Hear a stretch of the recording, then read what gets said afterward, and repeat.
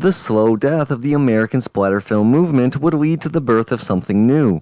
The horror genre of the aughts was defined by its excessive, bleak, and brutal splatter films infused with social commentary on post-9/11 America. This era's slow decline gave way to two major strands that have defined modern horror of the past decade and a half: mainstream jump-scare-driven paranormal horror films and independent art-house slow-burn paranormal horror films.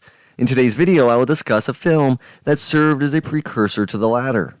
The House of the Devil is not the film that sparked the subgenre, but it showcased a new creative energy that would preview a new path for American horror films. Ti West, the director of the film, had a vision for horror that would allow for his voice to stand out. He wanted to make a slower horror film that relied on atmosphere, tension, and realistic character moments. Inspired by the mumblecore movement, West would make a film that would fit within the niche film subgenre called mumblegore. Masterclass.com defines mumblecore as, quote, a subgenre of American independent film marked by especially low budgets, an emphasis on naturalistic dialogue and character portrayal, and handheld camera work, end quote. Mumblegore would simply extend this approach away from dramedies into the realm of horror. West had lots of friends within this movement, with Greta Gerwig, one of the major players within the subgenre, being cast in a major role for the film.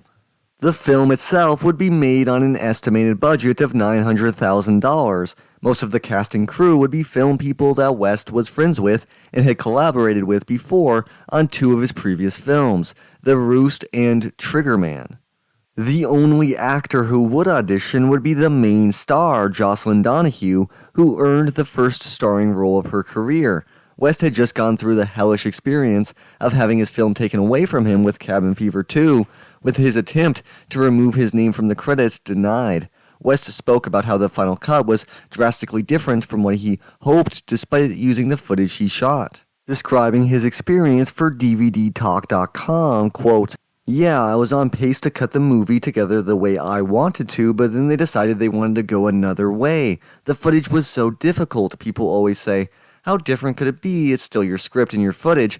Imagine if you gave all the raw footage of The House of the Devil to Darren Lynn Bousman, and you gave me the footage of Repo the Genetic Opera. We'd make crazy as shit movies. They'd be crazy different.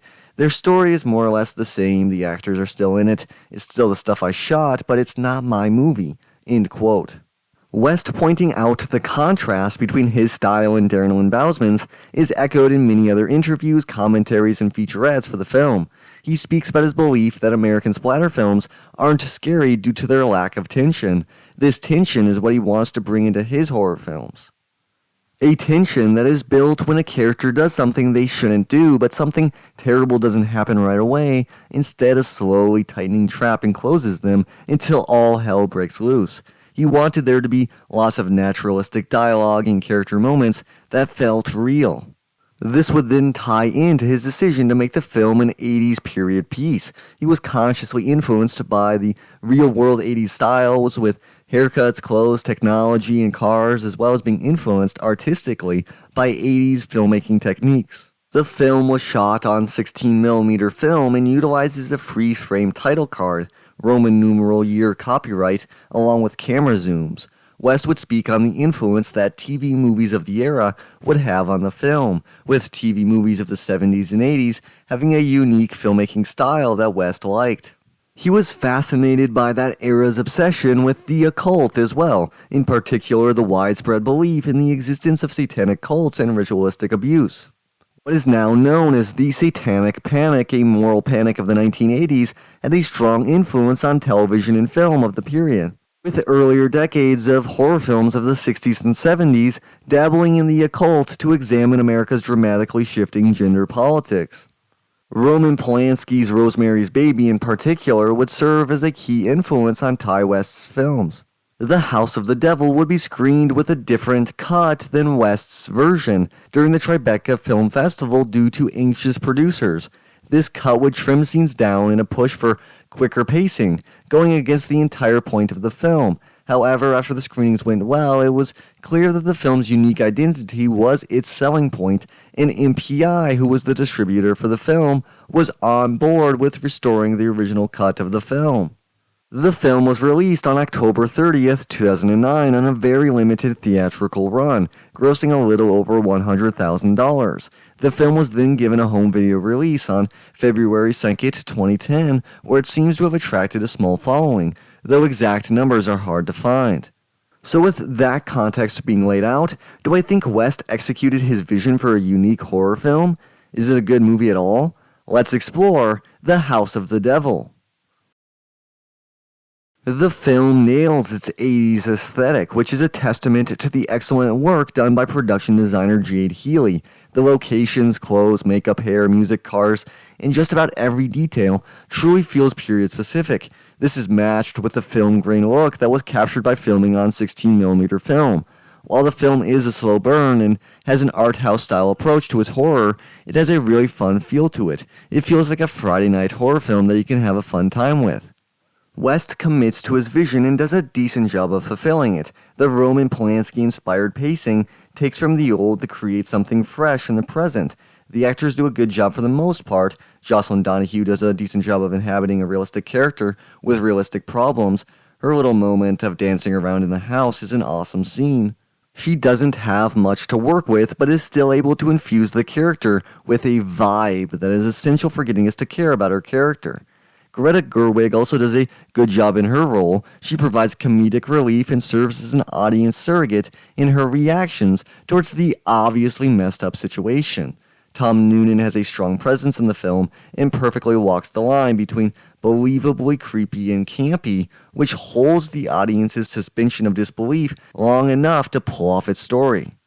The writing in the film is fine, though there isn't much to be said about it. It tries to replicate real life in a way that doesn't require as precise of a screenplay. We get a lot of dull moments that are more reliant on the film's photography and style to keep the audience's interest.